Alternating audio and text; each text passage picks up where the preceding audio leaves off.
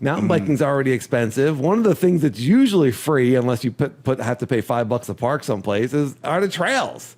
So now, now you gotta, instead of just going out and riding on Sunday, you gotta put an entry fee in, and then, you're part of the organization. So are you going to be there all day? You're also not picking the time that you race.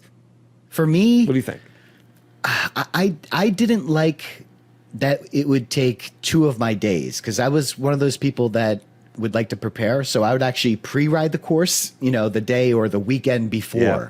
Sure. And so now you're dedicating 2 rides to a place. I don't know. It just goes back to what you were saying, is not being able to ride what you want to ride.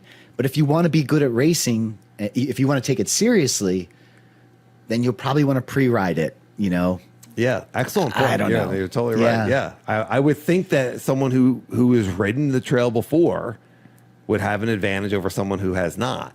But if you love racing and you're putting all this effort into training and, maybe riding a road bike or doing trainer road or outside training with a power meter and, and you want to see how fast you are on race day. I totally get that.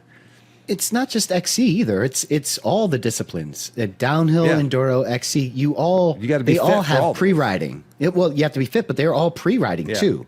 You go to the downhill, even at the pro level. Those guys and gals are there weeks before the actual race. The enduro, the Birdsboro Enduro, they actually lined up the course a week in advance. They announced what the trails were, and people were riding that the weekend before. So it's not just XC. I mean, no matter what you want to do, if you want to be competitive, you're going to have to do that. Another thing about racing, which you might call a drawback, could also be a benefit, but I just think for the type of person that we are is the crowd, and there's traffic. So there's traffic getting in, and everyone's got to park, and there's a lot of people around. And, part of mountain biking to me, a lot of times is getting out in the woods and you're just kind of out there. And certainly in an XC race, there's a lot of people on the trail that, you're racing. It's not a relaxing day. This is a big day. You're going all out. Yeah. So if you're a social person and you love seeing everybody, and we have friends like that, then great. But if you don't really want all the traffic and the crowds and the booths and waiting in line to get your number and all that sort of thing. Yeah, Danny, can I get ugly? Can I get ugly? Yeah, you've already been fancy. Let's get ugly. I'm not a negative person, but I'm going to drop a pretty negative bomb. I can't tell you how many times I've come up on a person, hey, on your left or on your right, in a very polite way, and it's almost like they're not even listening. It's almost like you didn't say anything at all. And I have to tell you, it's the most frustrating and kind of rude. It's kind of rude because it's like, clearly I'm up on you. You and just move over. Just move over. What's the big deal? And that would really get under my crawl. And that's happened to me quite a few times because I would suck at the beginning. I just didn't know how to plan for that beginning. So what would happen is all these people would pass me because I didn't get the start right. And now I have to go past people. And then you can only pass so many. You're on single track. So unless that's you another get to thing a about wide, mountain bike racing. It's really hard to pass. It's really hard to pass, and it sometimes competition can bring out the worst in some people. Yes, it does. I remember being on both sides of that. If someone came up behind me and said, on your left, on your right, I would happily pull over. I did not want to hold up someone who was legitimately faster.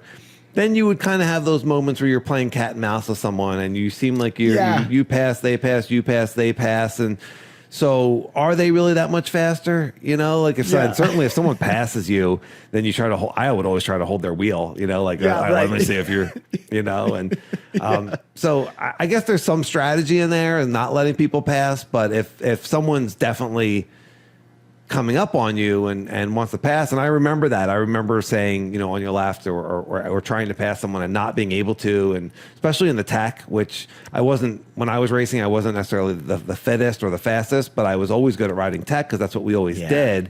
And so people would be dabbing and walking their bikes, and I'd be like, I can ride this, get out of the way. Move. Yeah. I know. Yeah. So, competition brings out maybe some of our darker parts of our personality for sure, and sure. I love the mountain bikers are so awesome. Mountain bikers are so cool that I just don't want to mess with that at all. I'm not interested in an angry, competitive mountain biker. Like the people I ride with and the people I meet in my bubble are awesome and kind and supportive and awesome. I said that twice because mountain bikers are awesome. So if you're listening to this, we think you're awesome. You're a mountain biker. You're cool. You know what? I totally forgot that we didn't mention in enduro racing, it's individual. So we should clarify that. Like it's much like a downhill race. However, unlike a downhill race, it is timed, but unlike a downhill race, they go off in increments of like, I think it's like 30 seconds to a minute. So even though you're racing against yourself, if you're fast enough or slow enough, there will be an instance where you might have to pass somebody. So it does happen. That's all I'm saying is that issue could also happen. But let someone go every 30 too. seconds or every minute. Yeah, so you could catch up to someone in front of you, or someone could catch up to you. Yes, you absolutely. I've seen it. At the Birdsboro race, and again, just move over. You know, if someone's creeping up, I mean, it's so dangerous on an enduro course too, because people are flying, and it's usually pretty technical. Just move over. That's a little bit different than cross country, because if someone's catching up to you and they started a minute behind you, then you know without a doubt they're much faster than you. Yeah, right. You know what I mean? Yeah. Like, okay, I'm definitely not winning. This person's a minute faster than me already, so I'm definitely not winning. So let me just pull over here, and I'll just enjoy the rest of the ride. And but look, when we start racing, that competitiveness takes over sometimes, and just know yourself. If that's going to be ugly, then be aware of that. You know, and let's have our better nature take over.